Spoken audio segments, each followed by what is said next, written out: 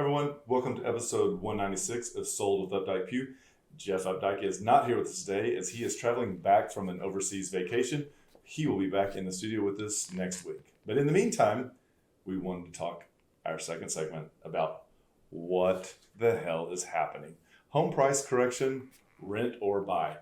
I came across an article on the Dallas Business Journal that really got my attention and actually sparked the what the hell, because it was written just this last Saturday, the 17th. And the title of this actual article is Risk of Home Price Correction in DFW Makes It Better to Rent Than to Buy, New Study Shows. And I just really kind of got curious about this. And I also really wanted to make sure what I was reading is accurate and kind of look for his source. And so it's kind of interesting because I thought that he probably did not write this headline, but that it started with risk. And it talks kind of in a negative term that things are going to change. And going through what we just went through, I think that most realtors that you will talk to would agree that slowing down and the appreciation rate slowing down is actually a good thing. And is it something that we're going to see over the long term? Are we going to see a little bit of a retraction? We'll talk about that. When in this article, I also felt like there were elements where there's a little bit of contradiction, and it wasn't until a little bit deeper into the actual article where it actually began to reveal itself that maybe we're okay, and that was just a sizzle, kind of like my what the hell is a sizzle. And so I wanted to kind of like bring this article forward. This article talks about, as it begins, it talks about how DFW ranks 7th in measuring relative cost of owning to renting in 100 metropolitan areas nationwide. And that is probably okay to compare for the simple fact that we have in our metropolitan area, uptown and the surrounding areas, we probably have more high-end apartments than almost everybody. And so that kind of throws the numbers per capita off. It's not like they're building apartments that are $1,000 or $1,100. These apartments are really luxurious and have tons and tons of amenities. One of the things as he continues down is that he talks about how the apartment construction in Dallas is on track to have 2,300 new apartments, and that's actually 28. And actually, New York City actually is on track for 2,800. So that kind of puts that into perspective. That being said, it's kind of a joke here in Uptown that the state bird of Uptown is actually the T crane, because there are so many of them in our area.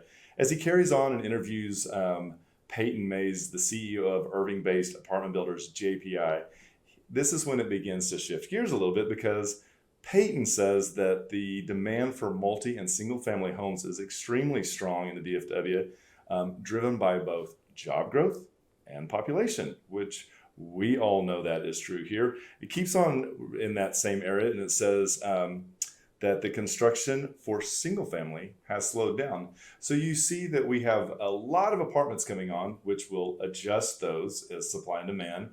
As the supply gets higher, you'll actually see the prices on those come down. Moving forward into single family homes, the same thing is true. If developers are building few of these, that will keep prices for both new construction and also for resale homes also high. So are we going to see a dip in it? If we do, I think what it will look at is it'll be actually the cancellation of the greed correction. And so people trying to price their houses at the very top of the market, or actually based on the last 6 months plus 10%, those days are over. That being said, I think that we will continue to see this slow down, or this limited number of new homes being built, for a couple of reasons. If you look back, we've got nervous builders who kept their eye on what just happened in 2021 with the slowdown in the supply chains, which really affected them much greater than they ever expected. Also, a lot of these developers were around in 2008 when they got caught with a ton of inventory in their hands. And that is just one of the keys to not being able to stand any type of inflation that could be on the horizon.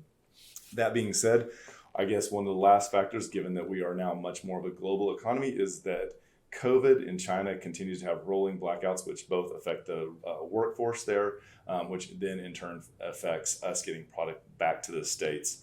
One of the other elements I found interesting in this article is that Data Solutions also ranked DFW less vulnerable than most of the US for a declining housing market. And so if we kind of read and just if we just read the headline and didn't read the article, we would think things were really terrible in DFW. But as you begin to pull this apart, you realize we're not. We're all doing really well here. It goes on to say that the property data provider calculator risked levels by measuring unemployment rates, affordability, foreclosures, and the number of owners that owe more on their mortgage than the property is worth. And those were all very low in the DFW area. I don't think that anyone in their right mind would ever let their house go into foreclosure here in Dallas. There is so much money in these homes, you can sell it and easily walk away with a profit. So there are probably won't be long-term price corrections here in the DFW. Again, as I said, you will see price reductions right now, both because of seasonal slowdown in the market, but also because of the greed correction, where agents and sellers really have to keep their eye on the inventory and take and not judge on the last 6 months plus 10%, as I said, and really only on the comps. So that is going to be one of the big things that we see. When I pulled the comps for the market watch earlier in the show, I talked about the active option period. And I wanted to point out that in the active option period, there were 340 units in the last 7 days that reached this status. And in this status, it was interesting that the median days on the market was 19. And that is really quick. And so I was like, well, what is it for average? And average did jump up to 24. But as we all know, a median is a much clearer look, because in the average, that takes in some of those really high and some of those really low, and it can skew what the outcome is. And 34 to 19 days is really a big difference.